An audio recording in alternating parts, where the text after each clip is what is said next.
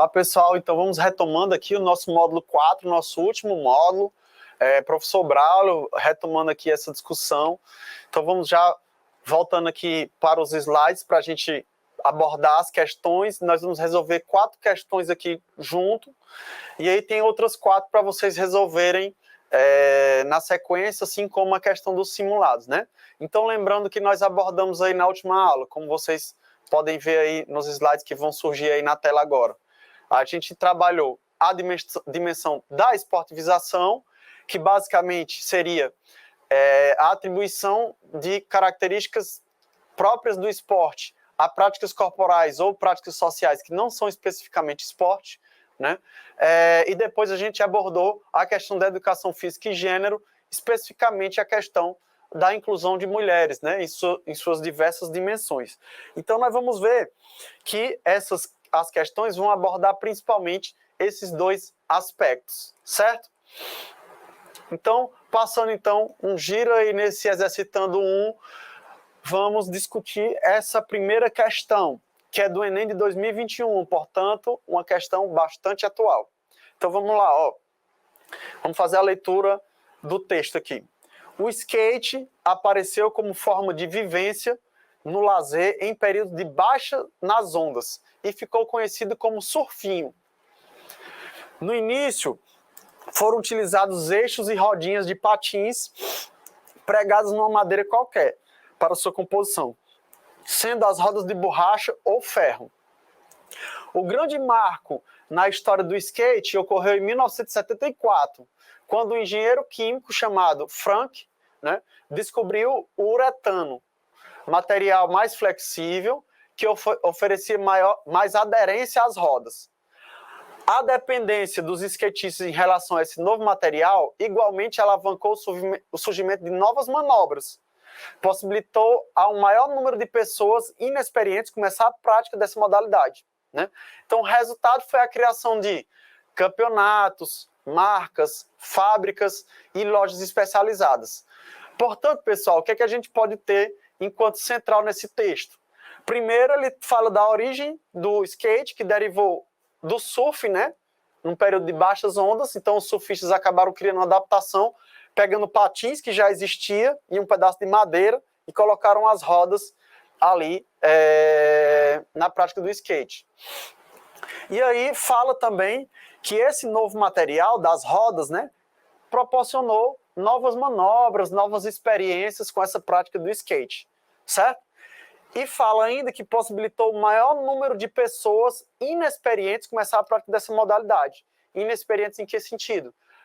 Antes eram os surfistas, né? Os surfistas em baixas ondas acabaram criando essa adaptação.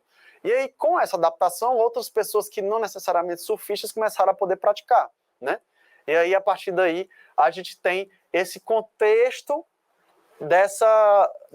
desse argumento da autoria, certo? E aí, vamos lá, ó. De acordo com o texto, diversos fatores ao longo do tempo, né? Aí é para complementar. O que é que diversos fatores ao longo do tempo criaram, vamos dizer assim, né? Letra A, contribuíram para a democratização do skate? Ora, no texto fala de uma ampliação ou de uma redução na quantidade de praticantes. Se houve uma ampliação de pessoas inexperientes, quer dizer que muito provavelmente essa questão está correta, né? Então, já deixa ela separada aí, que tudo indica que ela é a resposta correta, mas vamos avançar. Item B, evidenciaram as demandas comerciais dos skatistas.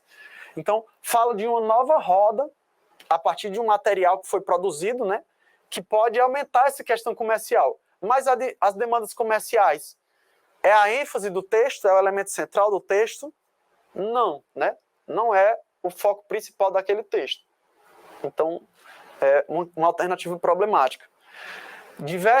Alternativa C. Diversos fatores ao longo do tempo definiram a carreira de skatista profissional. Tem relação com a profissionalização?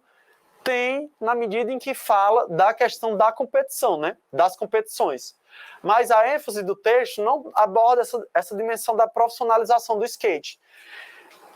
Aborda a questão da esportivização, né? quando você cria, vamos voltar aqui para o texto, ó, ao final do texto. Ó, o resultado foi a criação de campeonatos, marcas, fábricas e lojas especializadas. Quando a gente tem isso, a gente tem uma esportivização, né? A gente precisa de regras, a gente precisa de quem organiza essas regras, a gente precisa de comparar desempenho, né? Então são aquelas 3 características do esporte. Mas não enfatiza essa definição do skatista profissional.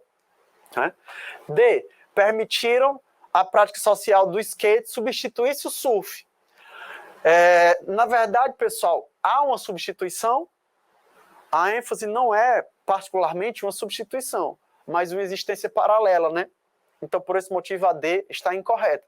Em épocas de ondas, vamos dizer assim, né? O surf, ondas mais altas, o surf ele era mais praticado, em detrimento de épocas de baixa, vamos dizer assim, né?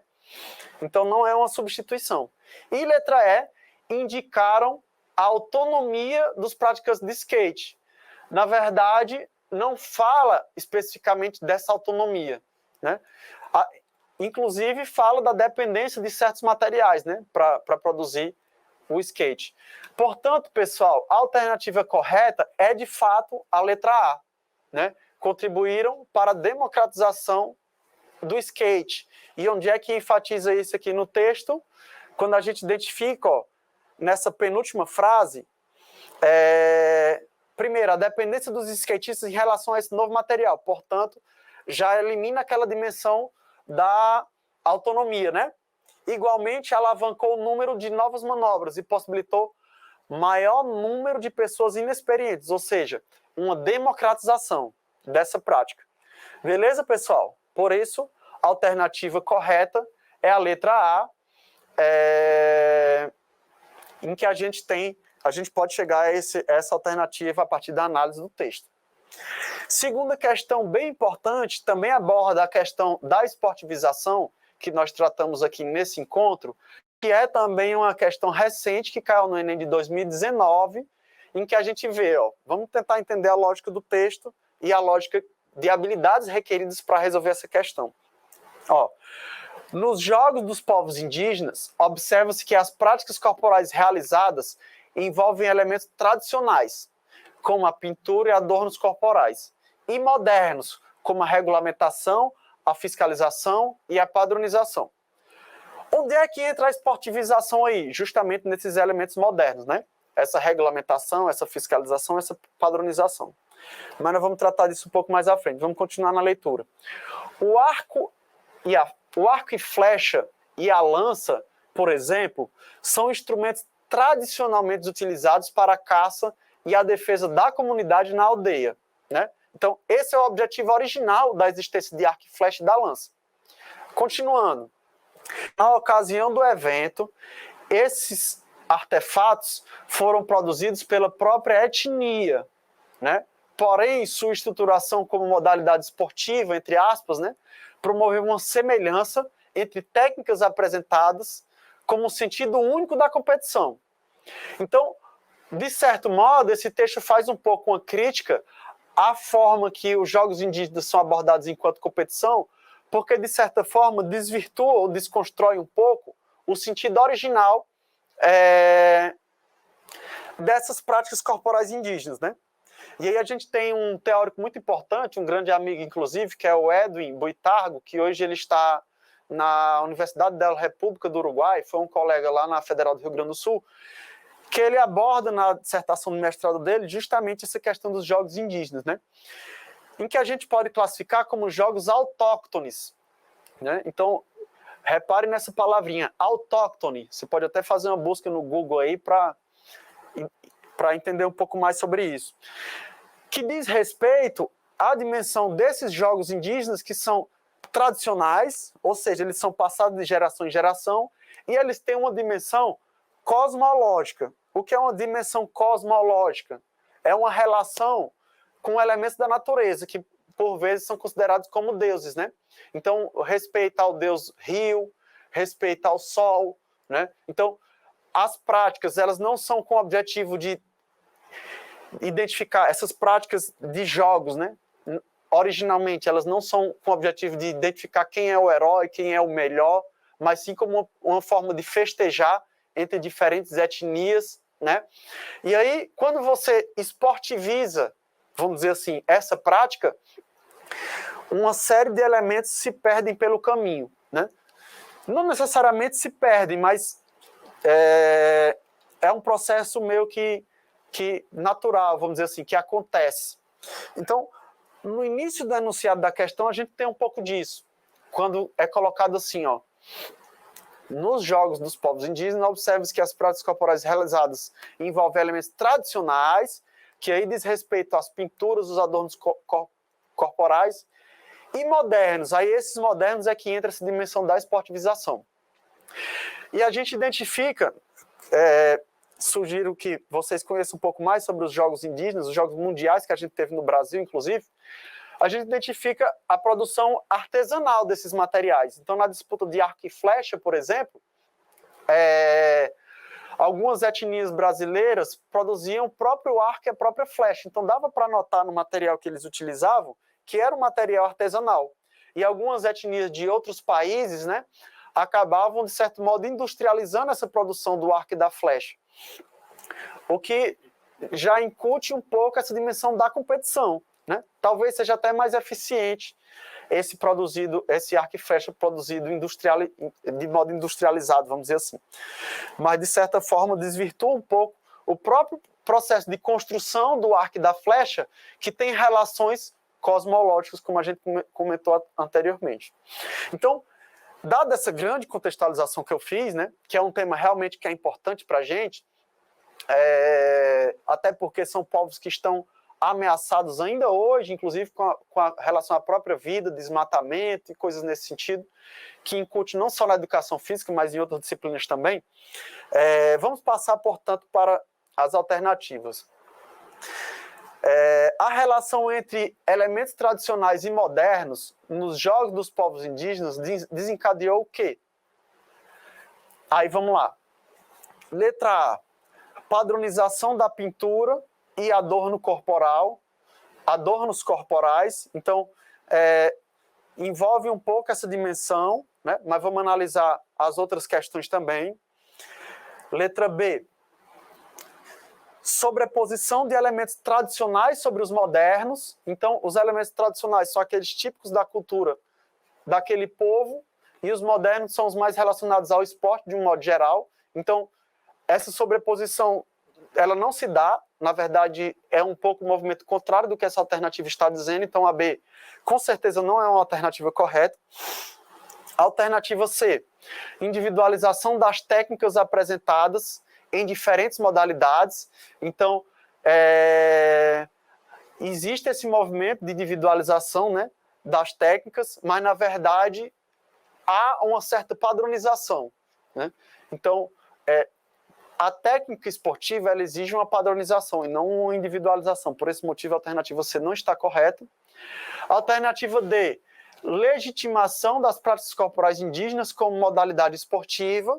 Então, é mais ou menos nesse sentido. Então, é uma alternativa que a gente também vai separar ela, né? Porque há, de fato, esse movimento de tentar transformar essa prática corporal indígena como uma modalidade esportiva, com a inclusão desses elementos modernos, né? Que se tornam problemáticos na medida em que eles se sobrepõem às tradicionais. Então, é preciso cuidar disso. E letra E, preservação dos significados próprios das práticas corporais em cada cultura. Então, na medida em que esses elementos modernos eles avançam, essa preservação dos significados ela passa a se tornar mais comprometida, né? Então, a letra E está incorreta. Então, a gente teria a padronização da pintura, que poderia ser verdadeira, e a letra D também como uma que a gente destaca, né? Mas, na verdade, essas pinturas elas não estão padronizadas. Cada etnia, ela traz a própria pintura, que é característica desses elementos tradicionais, certo? Então, por esse motivo, pessoal, a alternativa correta é a letra D. Quem pensou na A, pensou mais ou menos correto, porém, a questão da cultura e da pintura, dos adornos corporais, elas não são padrão para todos, diferentemente do esporte, né, que precisa ter um uniforme igual, numeração igual, enfim. Nos jogos indígenas isso não acontece. Eu falei que que quem imaginou que a letra A seria correta estaria no rumo mais ou menos correto, porque o texto não aborda essa dimensão da padronização das pinturas e dos adornos corporais, né? Certo? Vamos passar então para a questão 3, e aí a gente entra já na discussão de educação física e gênero, que foi o segundo tema que nós abordamos na nossa parte teórica, e aí vamos fazer uma análise aprofundada aqui do texto e resolver juntos mais essa questão. Certo? Vamos lá. O suor para estar em competições nacionais e internacionais de alto nível é o mesmo para homens e mulheres, mas não raramente as remunerações são menores para elas, certo? No tênis de mesa, um dos esportes mais equânimes em termos de gênero, todos os principais torneios oferecem prêmios idênticos nas disputas femininas e masculinas. No futebol, a desigualdade atinge o seu ápice, né? Neymar e Marta são dois expoentes dessa paixão nacional. Ela já foi eleita 5 vezes a melhor jogadora do mundo pela FIFA. Ela conquistou o 3º lugar na última votação para a melhor do mundo, mas na conta bancária que a diferença entre os dois se sobressai. Então, uma questão bem recente, pessoal, de 2021, ó, que vocês podem ver aqui, em que a gente tem esse elemento da diferença entre a remuneração, e aí o objetivo da questão não é desmerecer o Neymar, né, que cita o Neymar e a Marta, mas sim mostrar o quanto a Marta não é valorizada em relação a um jogador do futebol masculino, certo? Complementando a questão, a gente tem ainda essa análise imagética para que vocês possam fazer, em que mostra um pouco a remuneração entre a Marta, o valor que recebe da remuneração da Marta e do Neymar para determinados aspectos da cultura. Que a gente pode ver aí nesse slide que vocês vão ver em alguns instantes, o quanto vale cada gol. Então a gente vê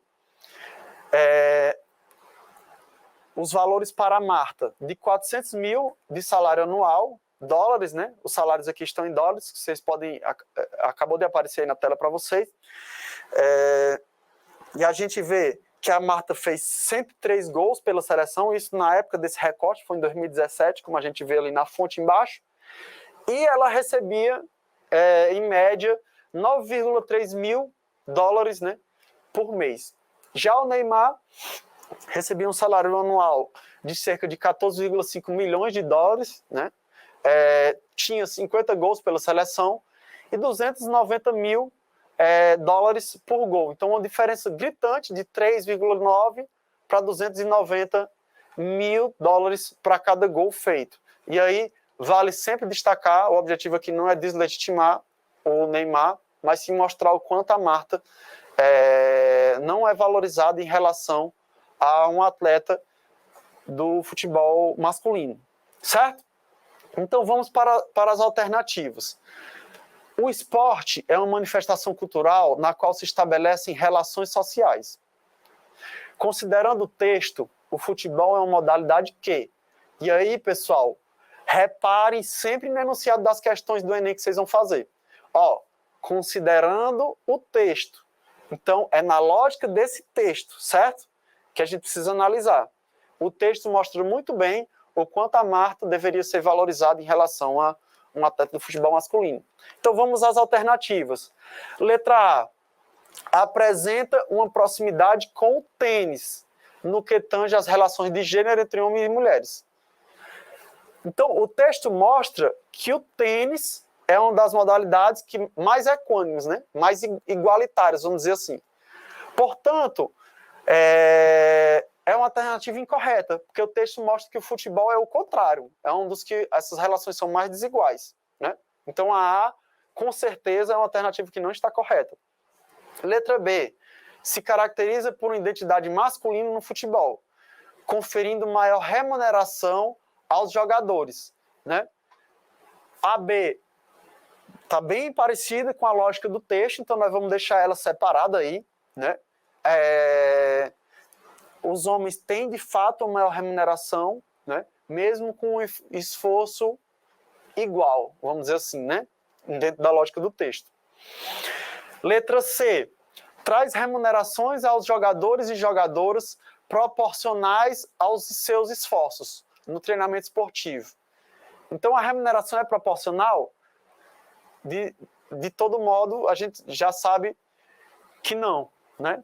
Não é uma remuneração proporcional. A gente vê a remuneração das atletas do futebol feminino bem inferiores em relação ao futebol masculino, mesmo com esforço igual, né? Então, a letra C com certeza está incorreta. Letra D, resulta em melhor eficácia para as mulheres e, consequentemente em remuneração mais alta às jogadoras. Pessoal, a remuneração das jogadoras é mais alta? A gente já viu que não, né? Então, a letra D, facilmente a gente já descarta, não é uma alternativa correta. Letra E, possui jogadores e jogadoras com a mesma visibilidade, apesar de haver expoentes femininas em destaque, como a Marta. Na verdade, pessoal, os jogadores do futebol masculino têm uma visibilidade bem maior, né?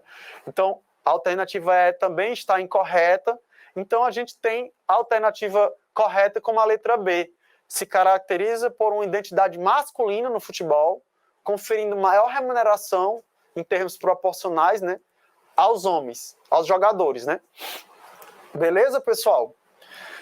Assim, avançamos para a nossa última questão, que também tem relação com a educação física e gênero, e dialoga também com outras áreas, como a área da língua portuguesa, né, de tirinhas, né? Então, a gente precisa fazer uma análise imagética para resolver e com subsídio de alguns elementos que nós trabalhamos quando a gente discutiu a educação física e gênero. Então, vamos fazer uma análise desses quadradinhos, né?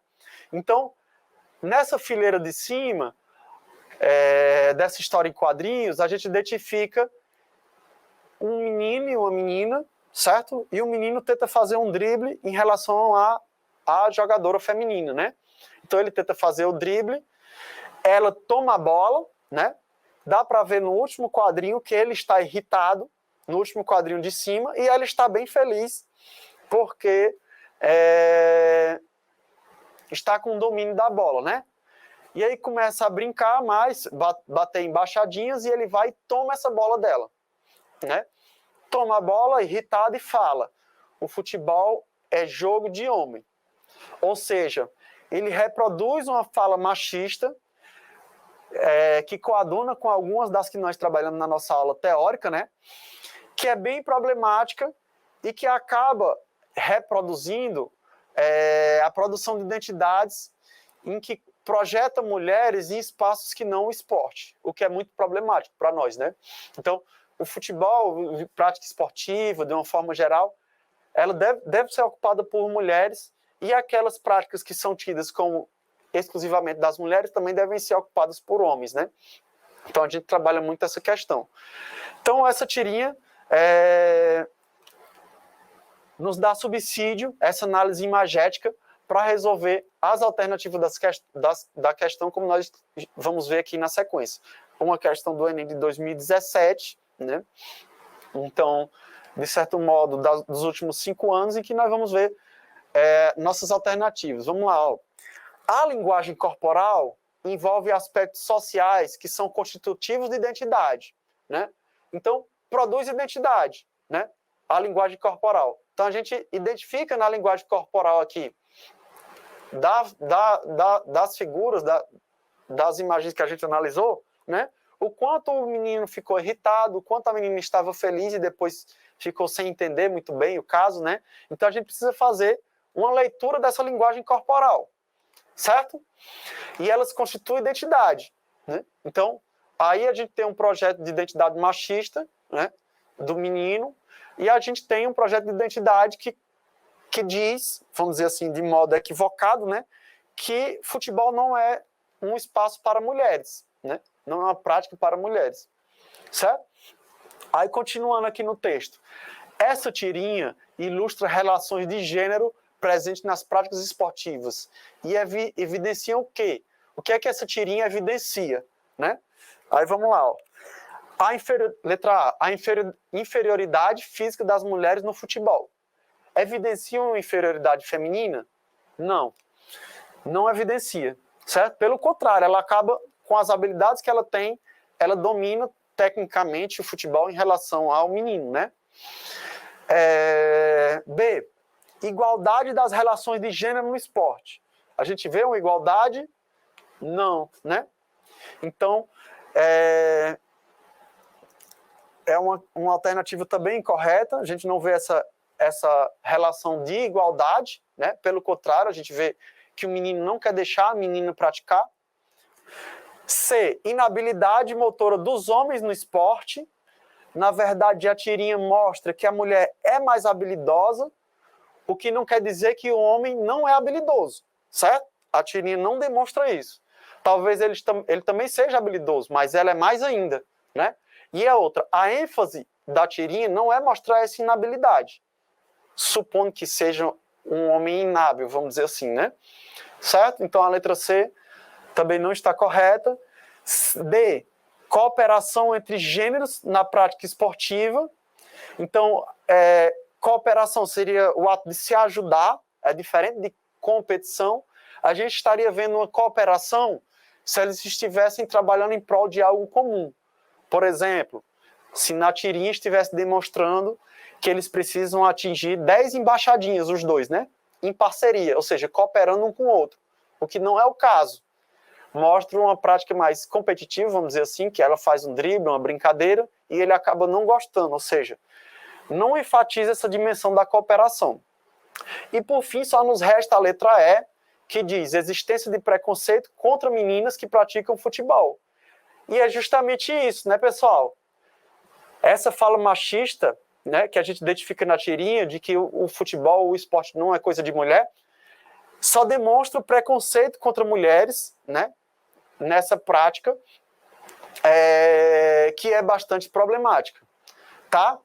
Então, pessoal, com essa questão, nós finalizamos esse módulo, e aí vocês têm o Exercitando 2 aí para vocês fazerem em casa, e aí agora vocês vamos recolher os slides para que a gente faça a nossa finalização do nosso módulo. Gostaria de agradecer a atenção de vocês, e aí fechamos o 4º módulo da Educação Física, que é constituído justamente por 4 módulos. Então, em meu nome e em nome do professor Adriano, eu gostaria de desejar sucesso a vocês na avaliação, que vocês façam a revisão, que a gente trouxe o que é de mais comum em relação à recorrência de provas no Enem, certo? Então, o nosso objetivo foi abordar, dentre a matriz de referência do Enem, aqueles conteúdos que são mais abordados aí no Enem nos últimos 5 ou até mesmo nos últimos 10 anos.